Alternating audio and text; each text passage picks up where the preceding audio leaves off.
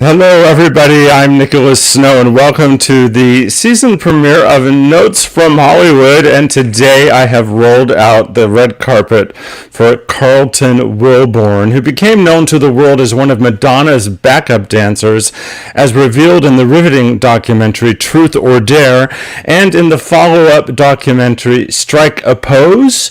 And he's been daring to be truthful ever since. I gifted myself with a double feature, mostly last night and this morning, to rewatch both of those films. As Carlton demonstrates regularly, and as stated in his official bio, he presents an elegant, powerful, and professional presence, a highly respected author, life coach, host, and performer. His dynamic style and unique configurations of strength and versatility have kept him front and center on many stages of life. Over the past decade and more now, Mr. Wilborn has studied many different modalities of spiritual practices to support him in serving others. His work as a life coach allows him to do private coaching, various group workshops, and corporate events. His work as a motivational speaker promoting courage, healing, and freedom has enabled him to connect with nearly a dozen sober homes and HIV organizations throughout California. Carlton, I like to say, and as many would, is a multi-hyphenate life coach, on-camera host and public speaker, writer, director, choreographer, dancer, actor, humanitarian. But when I think of Carlton, my experience having met him before, and his energy as he's presenting in the world today, the word that comes to mind for me most powerfully is healer. So coming up on the show today, Carlton Wilborn, you're going to want to definitely stay tuned. I have a feeling this episode can change your life, so really stay tuned. For changing my life, I want to thank DAP Health, keeping me alive for the last 10 years, serving Riverside County and the greater Coachella Valley, for their support of my show, 849 Restaurant and Lounge. Looking forward to a burger soon. And did you know that you as an audience are 100% organic? That means I don't pay for you to find my show. You find it because someone loved it and shared it with you, so I invite you to do the same. And there's now merch on Amazon.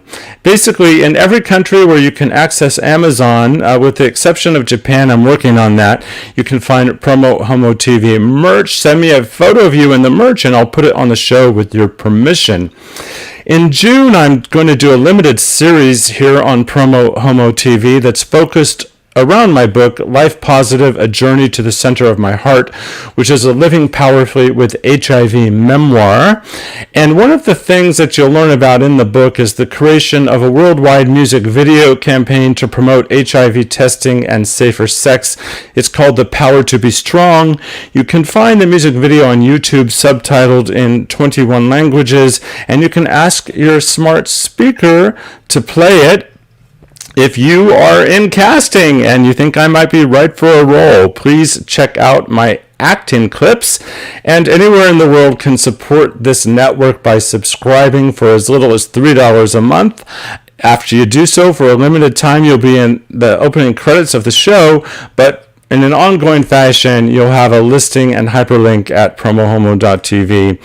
I want you to save the date for Palm Springs Pride. We're far enough along in the pandemic where we know for sure that there will be some sort of events happening, and I've been authorized as their worldwide broadcaster to invite you to save the date. And as always, I'm a proud media sponsor of the LGBT Community Center of the Desert, and you can always find out great opportunities to engage with a vibrant community by visiting their website. So that's all the Promo Homo stuff, and I'm going to be right back with my amazing guest, Carlton Wilborn.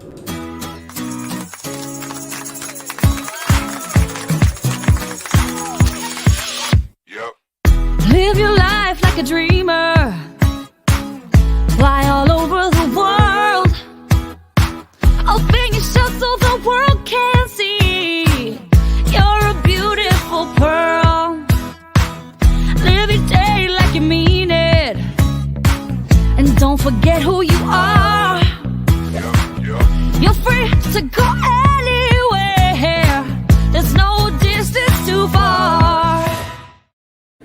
And as a reminder, if you're watching live and you have a comment or ask a question during the show, I can feature it on screen. And without further delay, I'm so honored to welcome Carlton to the show. Hi, Carlton. Hello, Mr. Nicholas. Happy Tuesday, buddy. Thank you. Happy Tuesday to you. I've been infusing myself with your body of work to the extent that I could virtually before our conversation, and I do have the honor of having met you in person. One of the things that stands out for me when I think of you and the life that you live is first of all, one of my favorite words is authentic. Yeah. Which is, you're all about that.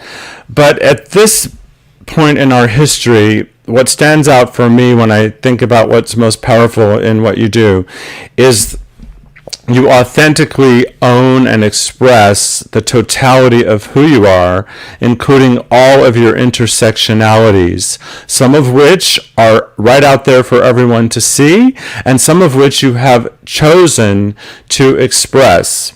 And I was wondering if you would comment on that. I mean, it's great that you are piped into that and that stands out for you. I guess my comment to it is that it's an ever unfolding journey, even as I sit here today, just thinking about some elements of my life that have been peeling, and without getting too deep, too heavy, too fast, 2020 for me personally was a really profound year. And I mean profound in a way specifically to prospering year for me, right? In a way that I could not have foreseen. Yes, I was up against a lot of the stuff that everybody else was up against, and it was challenging being home by myself. I'm a single man, I live alone. That was something to manage. But there was also a lot that got unraveled for me. And so I have really been able to look at 2020, as I have said to some friends, I really view it as the year that I was delivered, And so to your point, I guess I can say that I'm just really grateful to see that it ain't over till the fat lady sings.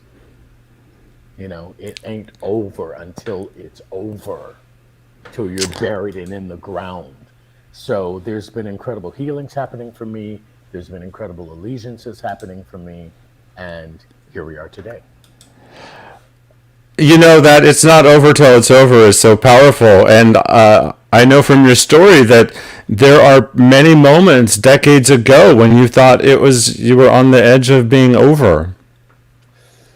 No. No? No, not quite.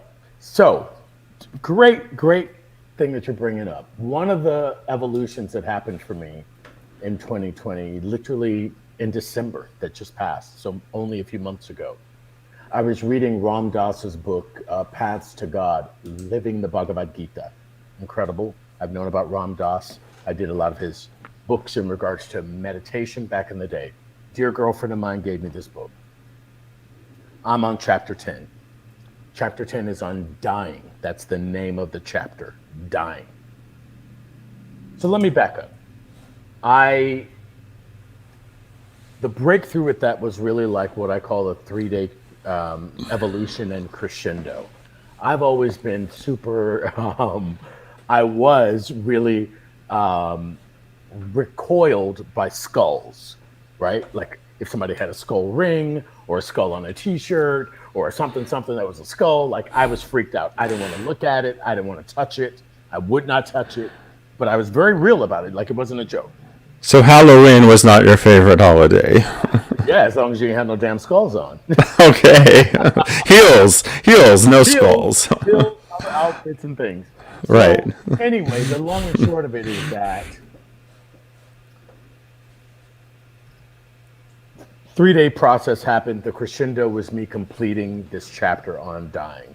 In that chapter, I'm seated on my sofa right here, sobbing with a release, because Nicholas, to your question, I realized just December that just happened. Now, I was diagnosed with HIV in 1985, right? So we're talking 30 plus years ago. December that just passed, it hit me that I had never let myself be in the emotional relationship with being petrified that I could possibly die from HIV. I never let myself get close to that as an option. I, being Carlton who I am, black dude from the hood in Chicago, I was on the track of, I'm Iron Man. I'm gonna keep this moving. That's who I've always been in the world. And so in some ways, most ways, it's really served me. But it was such a release in December, and the tears were gratitude, because it literally was a something, as they say, landmark education is a technology that I've been inside of for a lot of years. Same here. Right, and they speak about something that you don't know that you don't know that you don't know.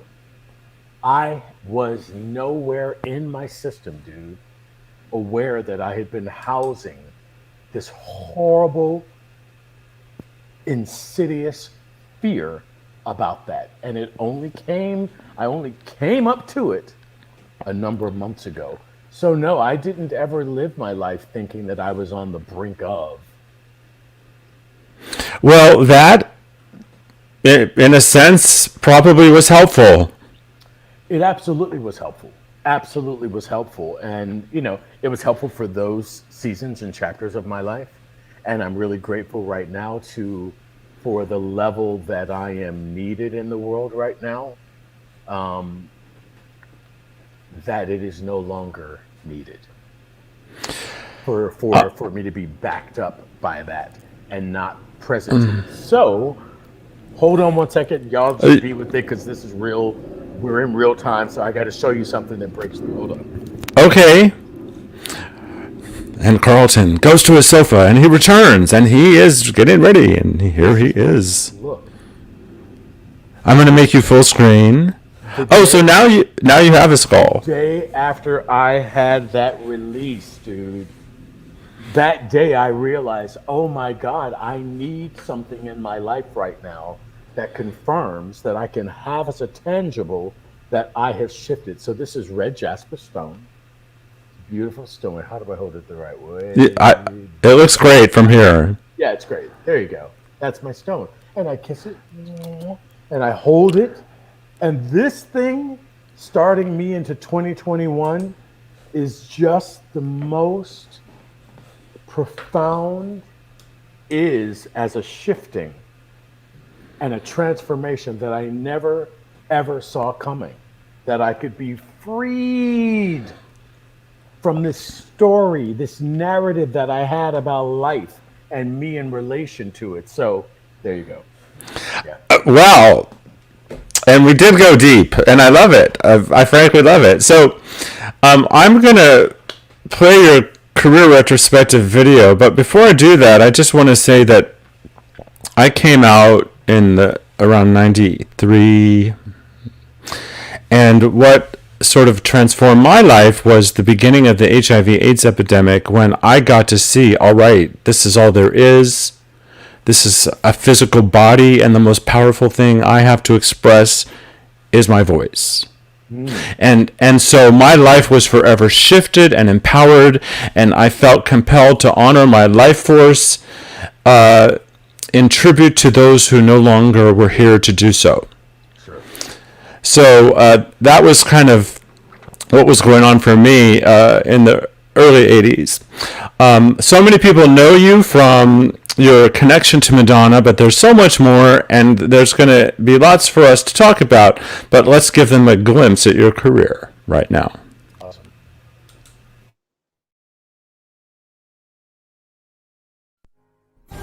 Today on Between the Lines, a testament to the healing power within us all, with my guest, the acclaimed dancer Carlton Wilborn. Our next guest started his career here in Chicago with the Hubbard Street Dance Company. After 5 years in Ruth Page's Nutcracker, he headed out to Hollywood and has worked with legends like Twyla Tharp, Herb Alpert, Michael Jackson, and appeared in music videos for Janet Jackson and Madonna. Carlton Wilborn is joining us to chat. Carlton Wilborn, it's good to see you. All the way from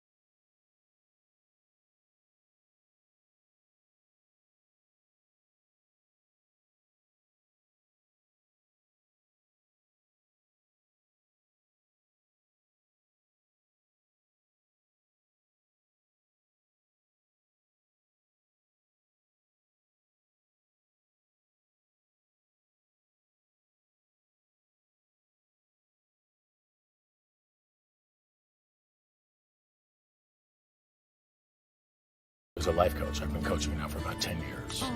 Have my own curriculum called Dance Formation, which is the first ever movement-based through dance life coaching program. I love that. I mainly do events now. I started with private clients and rebranded the whole thing in 2013.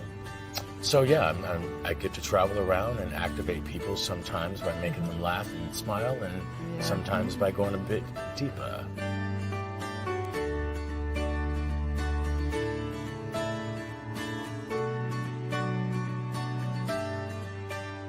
My life in Chicago, coming from, a family that was fairly traumatic and coming from an environment, I was lower middle class, so to speak, so it didn't come from a whole lot of things.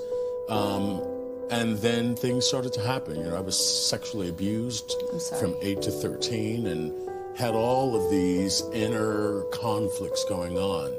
the first book that you wrote. Now you're a motivational speaker with all those things that you've just given me, trauma and all of those. What has the journey been like? I mean, this is you.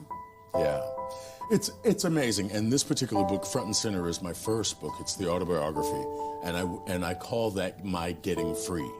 And so in that book, I wanted to lay out all the things where life sort of marginalized me. I had marginalized myself, and this was me sort of calling a spade and laying it all out there so I could begin the process of getting free. And lo and behold.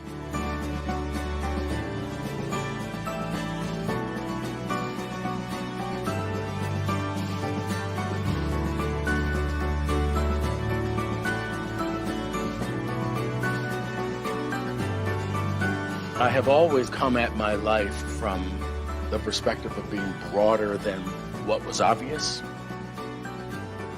I'd gotten scholarship to go to Alvin Ailey, and it looked like that was going to be the track, but I knew right away that while that's right for somebody else, I knew that I wanted to be able to have a life and a lifestyle that was much more universal, so that I could be able to tap into a cross-section of people and be able to have influence there and be able to learn from there.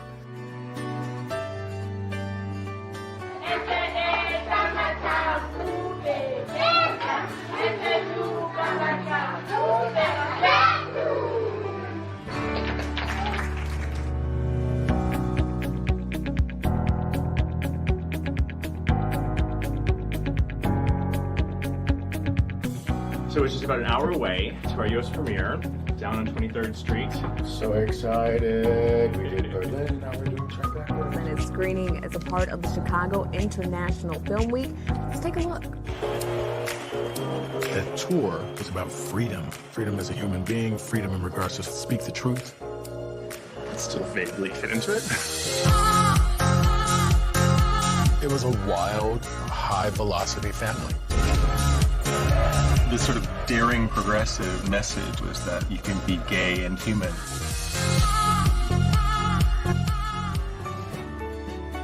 What's amazing about this right now is, for myself, the irony that the thing that I thought I needed to keep secret and wouldn't allow me to have a rich and prosperous life is exactly the communication that's allowing me to soar in my career bigger than I've ever had before. If I'm going to tell my story right now, this would be the place. Please join me in honoring tonight's Courage Award winners, Carlton Wilborn and Celine Galouse.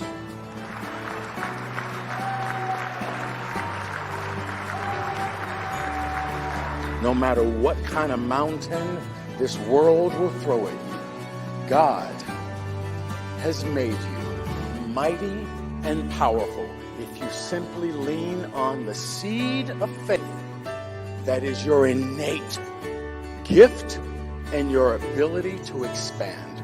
Thank you.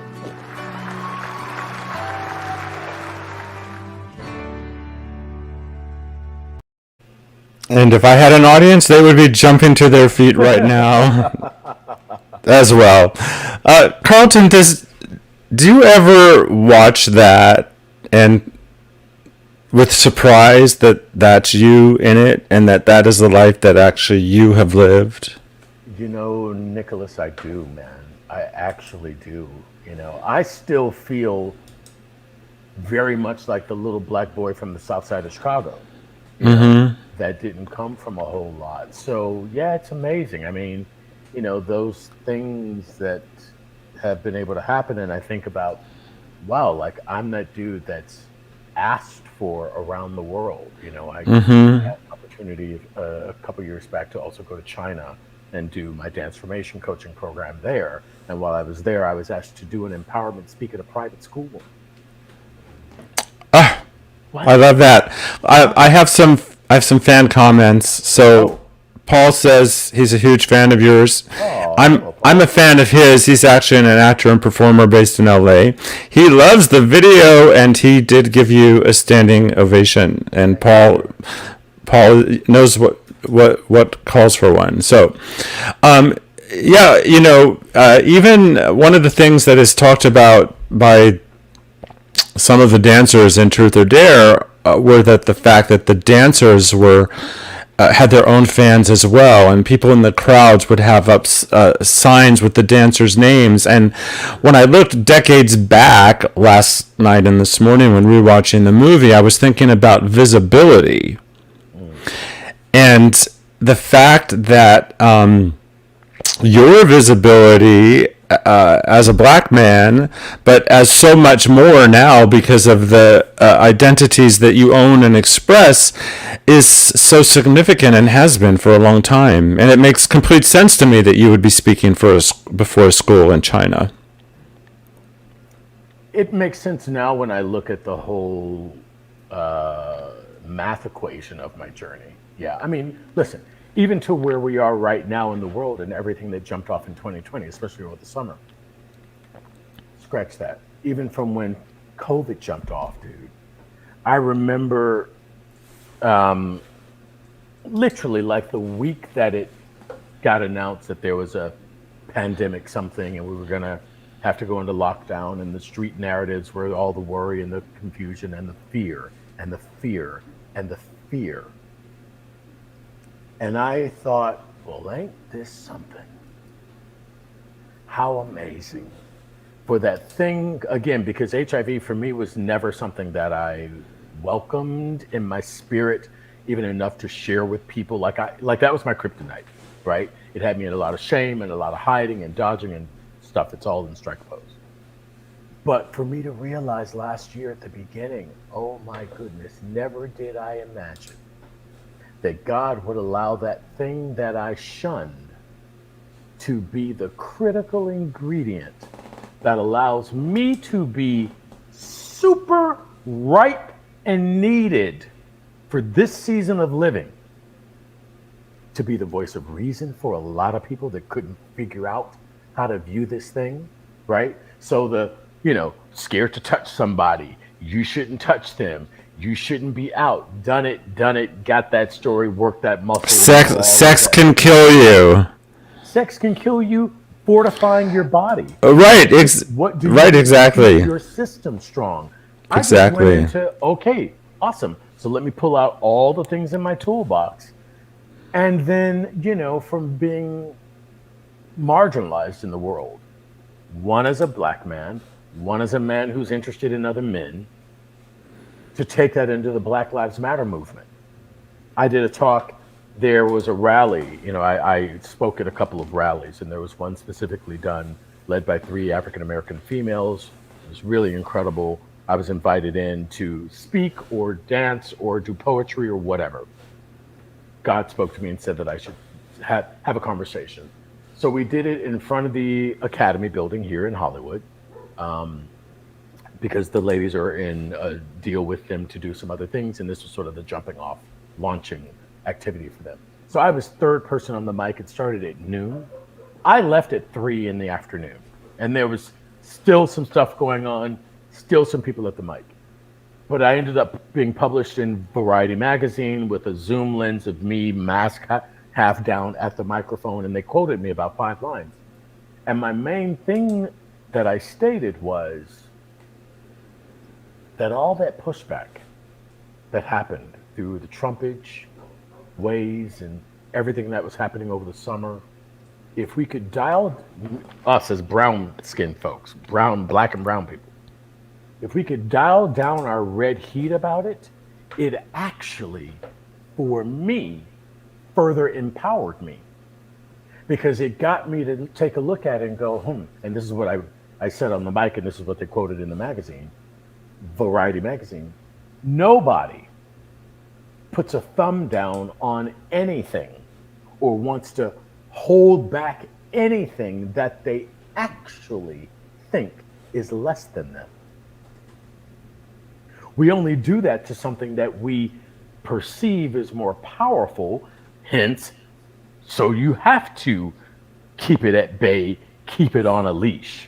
So the fact that all this shit was jumping off and fires and all that kind of stuff, and it just so happened, a lot of you that might be tuning into this right now saw in the media coverage last summer, there was a huge fire that happened on Fairfax at Beverly, where the Whole Foods was. That was the rally that I was in, and that jumped off literally, Nicholas, 20 minutes after me and my buddy left.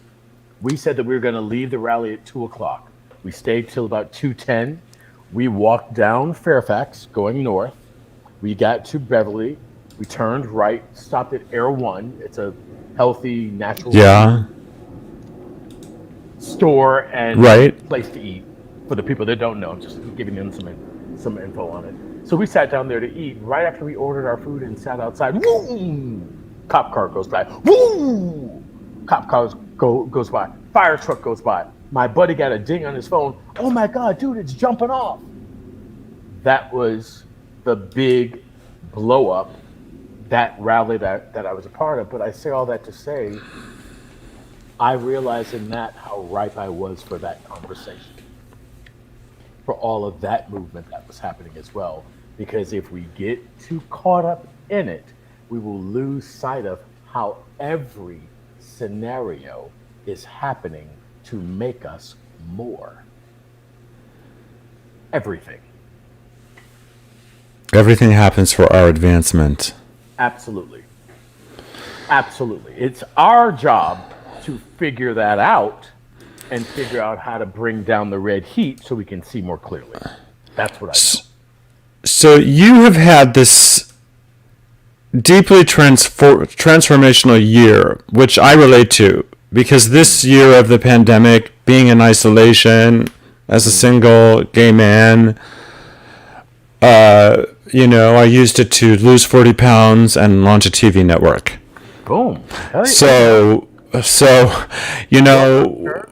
we all have silver linings in the storms, but you're leaping ahead, and I'm putting up 2 websites there, and I actually can bring them onto the screen because I want to speak a little bit about your main website, but then get into the meat of your work with My Dance Formation, because I know you're very excited about the changes that are happening there. So this is a gorgeous website at carltonwilborn.com, and that's my umbrella website where you can sort of get all things right, for a coach and author, and see some video clips and such and such.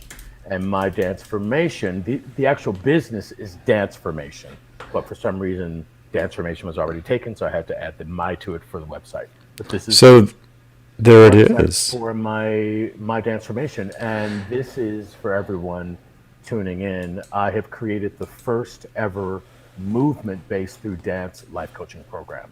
That's what Danceformation is. It is not exclusive for dancers, but it uses the technology of dance to disengage, dissolve, and ramp up the nuances of living that we want to be about. And you've had some real breakthroughs with opportunities that are coming up for you around this work. I have, and the one that is most current, which is cool. It's actually going to be happening. I'm doing another retreat of Danceformation. I did my first retreat a few years back in Hawaii on the island of Kauai. Incredible. If y'all ain't been to Kauai, Oh, it must have been horrible. It must have been horrible to be with. Okay, I'll go. Be with you in Hawaii. Oh. Oh my God! Listen, but have you been to Kauai specifically? No, I've only been to Oahu.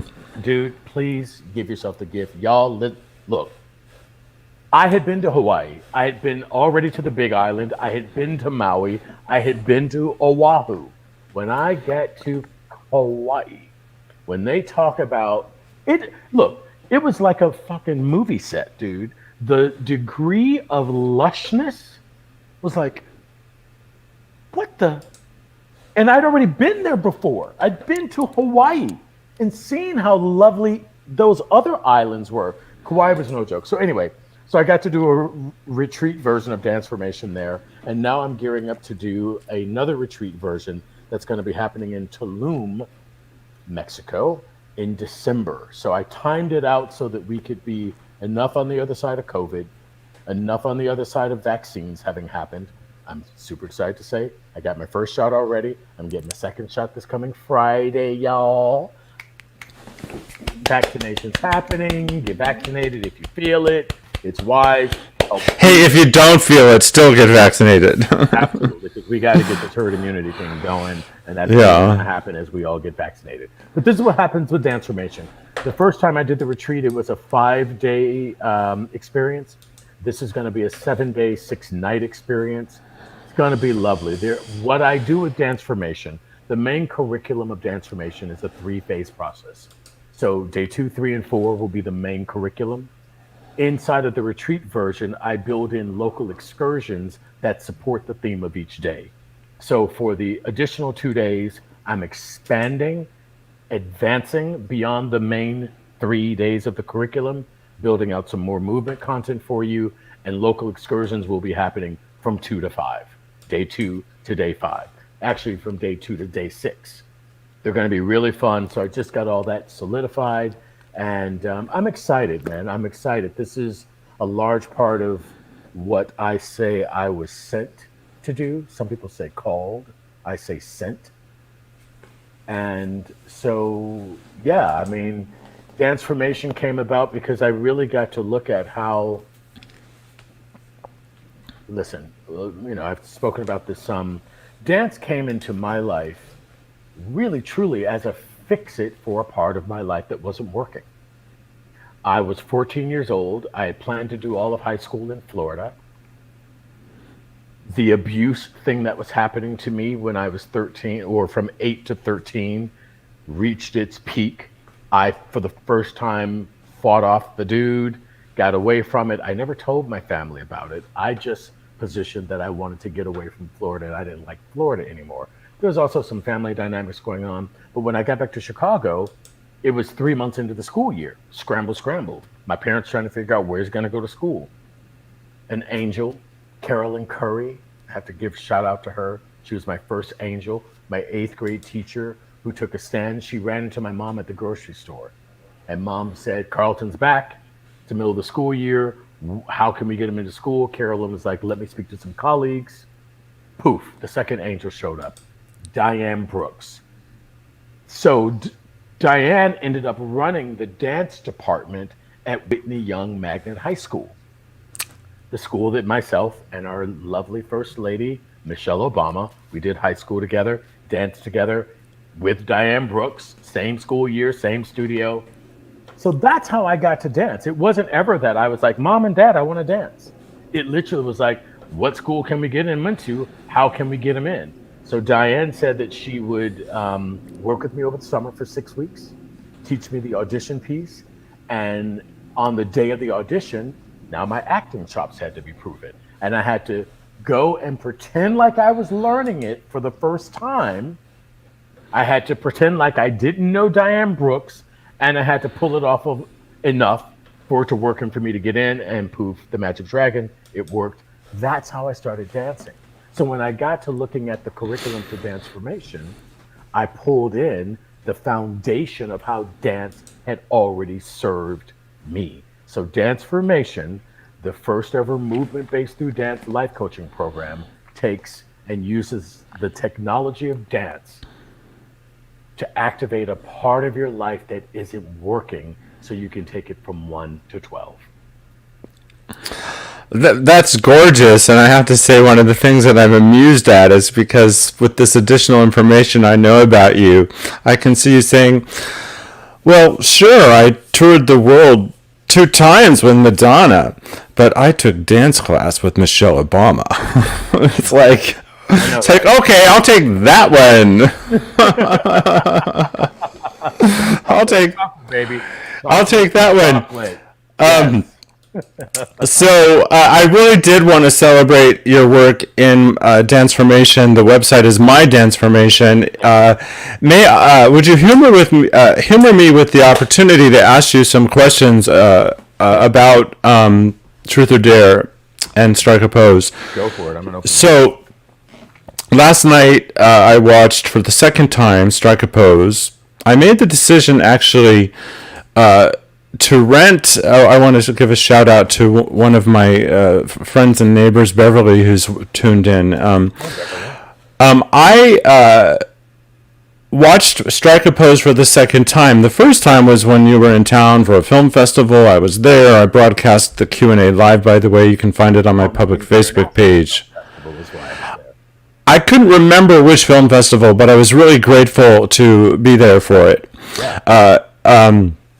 And then last night I watched the first half of Truth or Dare and finished it this morning.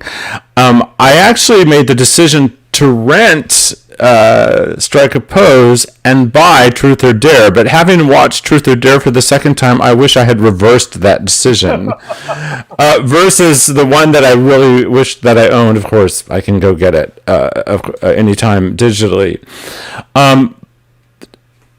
Strike a Pose is a documentary about something happened in the past, and so it's going to age well.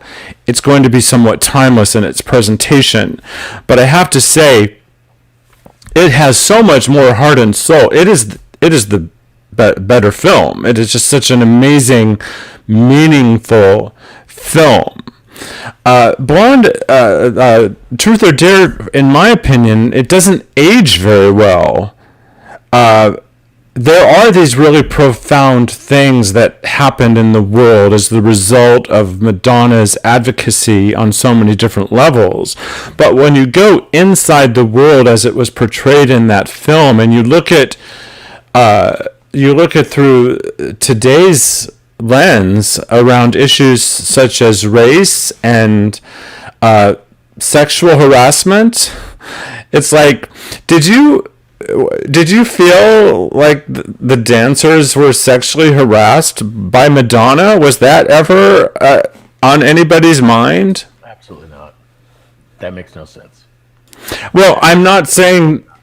No, I mean, I don't even know where that would come from. I'm curious. What part of the movie, with you watching it a second time, even made you question that would be happening? Well, just for example, sexually harassed is what you asked about. Yes. Well, for example, the whole sequence of interviews that happened in bed, where she's asking people to remove clothes and she asked me. And I know, and in another scene, she asked you to pull it out, which now, of course. Look. I think, and this is a really important topic to make some distinctions about. I think harassment is harassment when it's not welcomed by someone. So I was into being fun and getting to have a frisky kind of moment with her and be celebrated in that kind of way that was fun. So because it was a fun deal for me, how is that harassment? It's harassment when you are not into it and someone is doing something. So I'm not topic. Right, and I'm not saying that Madonna sexually harassed you. It is very clear to me that it's a consensual activity. Correct. To answer your question, because it's consensual, no, there was no harassing from M to us because everybody was enjoying what she was offering. Sure. No, I understand that completely. Yeah. In order, I think though, and I guess what I'm trying to say, and I didn't say it very eloquently, is that in today's world, if you wanted to make the same sort of documentary, you would have to have a different type of contract that you sign that more explicitly addresses that issue. Oh, sure. Because of where it went. The other thing that I found a bit shocking was how the rape of Mama Makeup is handled in the show. Yeah. I just decades before Me Too and all of this other things. When you look at that, you have to watch the movie, folks, to see what I'm talking about. But that's a movie. Yeah. So, did you? There was a lawsuit after the Blonde Ambition tour in which some of the dancers went to court for additional compensation that they felt that they were due. Even though I got this information last night, I don't remember if you were a party to the lawsuit. I was not. That's what I thought. Correct. And were you asked to be? Was I asked to be a party to the lawsuit? I wasn't asked to be a party to the lawsuit. I was part of the deposition to find out if there was a lawsuit that was credible. But they didn't ask you to join them in going after Madonna for whatever it is they were asking for? No, I was never asked to join them. I was asked my perspective on what happened on the tour. Sure. Right? Which, every person was asked that. And so I opted on purpose not to be a part of it because the angle that I was told by their attorneys and their team that they were using to justify that they had a case for me is not authentic, and it wasn't authentic. And I say that now. I've said that to the boys. I say that till I go down. That's truth. And so I could not be a stand for something that to me felt like it was simply, and again, the angle that I was given so that there's no sort of elephant in the room that's not being exposed. At the time, what I was told, I don't know if it was authentic or not, but what I was told over the phone was that the guys were using the position that they did not know that the documentary, the footage, us being filmed, was going to be used for public viewing. And because they didn't know that, they did certain things that they thought was just going to be for her to have. And so now that she used those things and made it public, they quote unquote had a case. That's what I could not agree to. And I said, okay, the proof to that is in the movie. At the end of the movie, when we're all in bed with her and she says, how do we want this to be rated? Well, X or R. Exactly. You can't rate something that's just going to be at home in your private library. Exactly. So the attorneys, if that's your case, here's the information and I'm done. No, that makes complete sense. Thank you for clarifying that. I never really knew what the... Which, let me clarify, I got confirmation by Kevin, who was one of the people that was involved with it, that was never their position. I was told something else. Exactly. Oh. Oh. Exactly. That was not the stand that they were making. So you were misled. So it's all still very kind of confusing. But that's okay. We're not here to explain that in detail. No, I just wanted to get a. But it is important because people will take what I'm saying and Oh, sure. all kinds of things. I'm a stand for what I now know my boys stood for in their Okay. Are we? We're not allowed to say what they stood for, what they were. I'm not going to speak for what they stood for. No, I understand. Okay, well. I was going to stand for. But Right. I'm just saying, what the truth of the matter is that they did stand for. I 1,000% support what they were authentically after and what they were backed by. Well, and I have no way of knowing. And my experience, having met some of the guys and seeing the film, is I have nothing but respect for them and appreciate who they are and what they do in the world. And let me say this, Kevin, who's one of my boys, and he was one of the guys who was part of all that.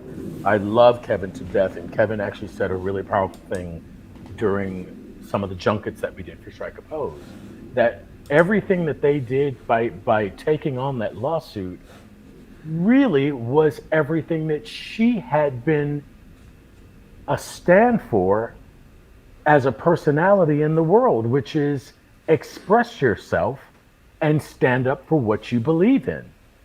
And that's all they actually ended up doing. So the fact that there could be some pushback against them for what they did when her whole movement was about don't be taken advantage of, stand up for what you believe in. And that's exactly what they did. And they got what they were due. Well, thank you for being willing to share more information about that. I appreciate it. So I'm a huge Madonna fan. I love her. I appreciate what she's done in the world. I appreciate her art. I listen to her music now, and loved that movie at the time. But when I watch it again, I was thinking, gosh, she was not a very nice person, and I wouldn't want to hang out with her. The way that she dissed people and talked about them and poo-pooed Kevin Costner when he came to visit, and a whole variety of things. Just, I personally didn't like the way that she treated people in front of and behind people's backs in the movie, and maybe I'll get hate because of that, but that's my take on the film today.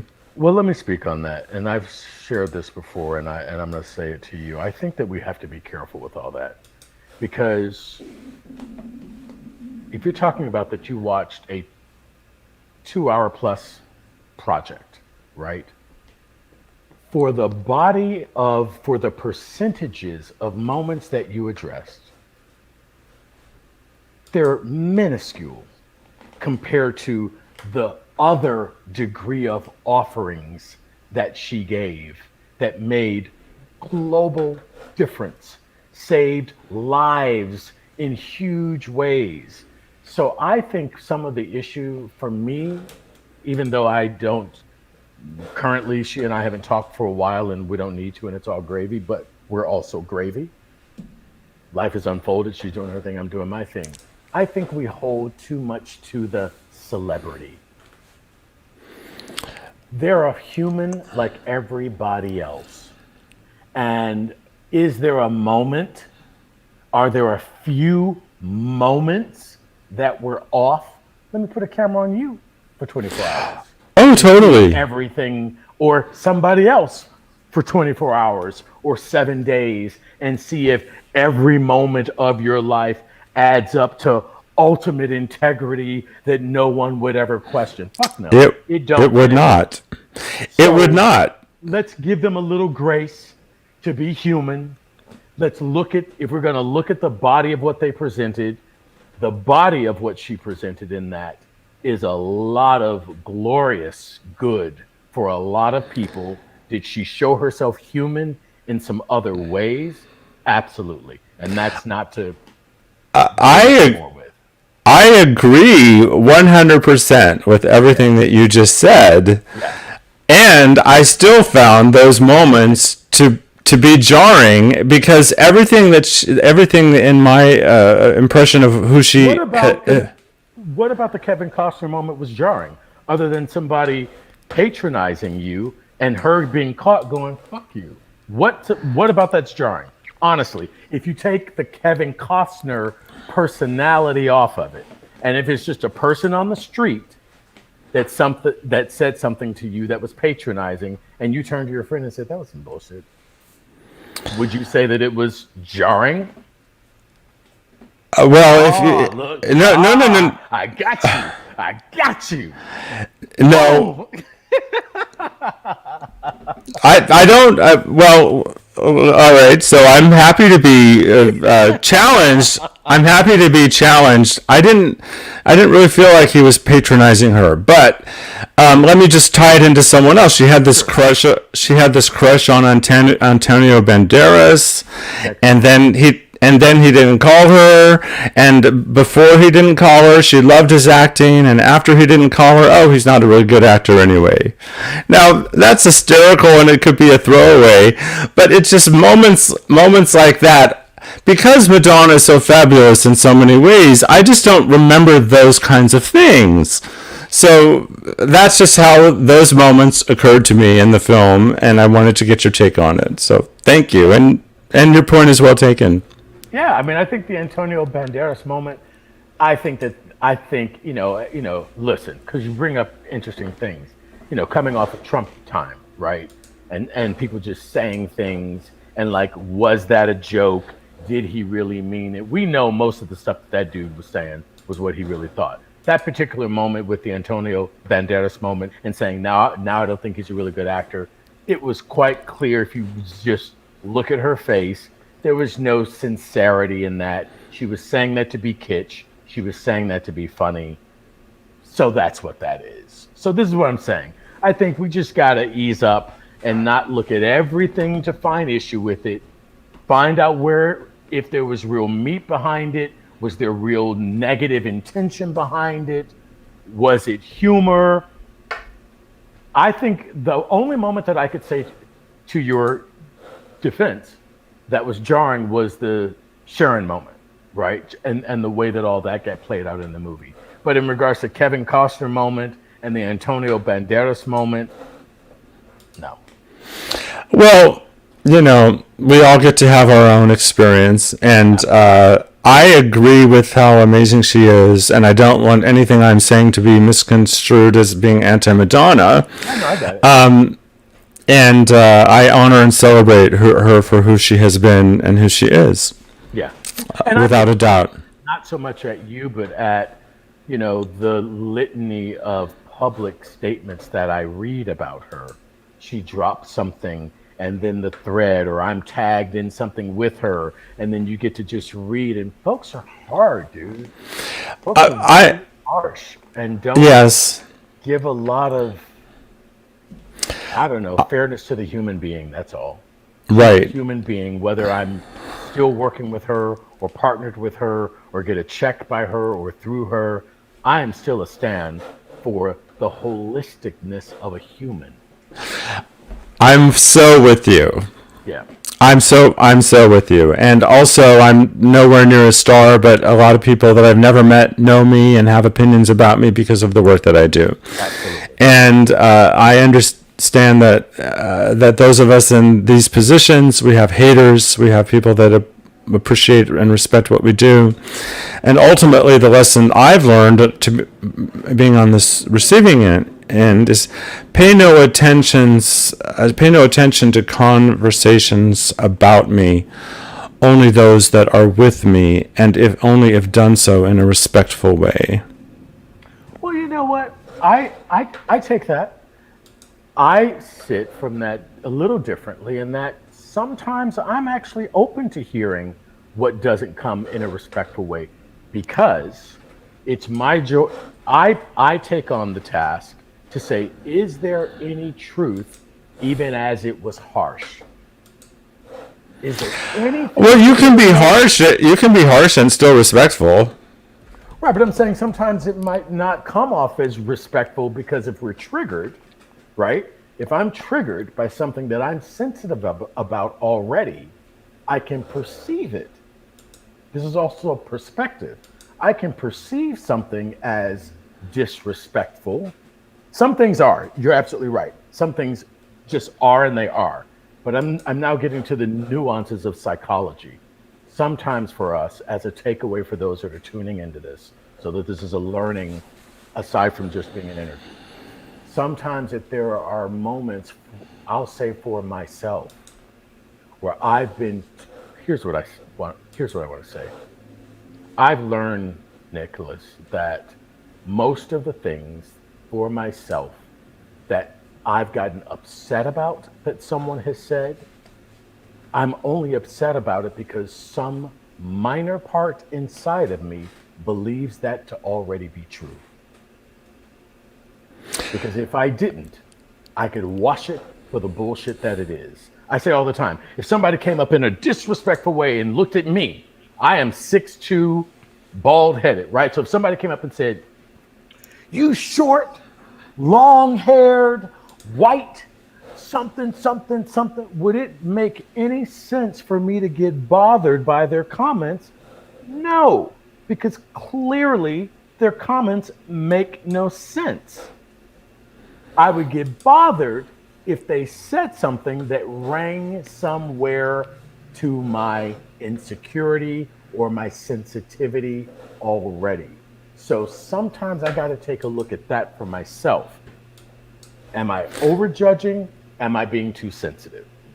I don't know. I got to juggle it sometimes. Very well said. Thank you for that, and thank you, Carlton, for taking the time to be on the show today. I really appreciate it. On a Tuesday. That's okay, and you know what? I'm gonna listen to everything. That last stretch of the conversation didn't quite go the way I thought it was going to, but I'm gonna take some deep looks at it and learn from it. I'm living from authenticity, brother. Hey, that's what I appreciate about you, Carlton. So if you stay tuned, I can speak with you briefly after the show. Absolutely. Thank you. Thank you so much, Carlton. Thanks, folks. Live well, live large. And for all you Madonna fans, don't hate me. I love her, you know. And I love Carlton, and thank you all so much for watching. Really appreciate it.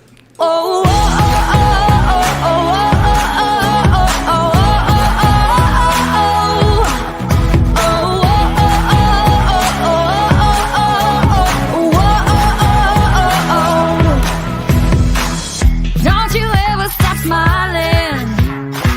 It's too contagious to hide.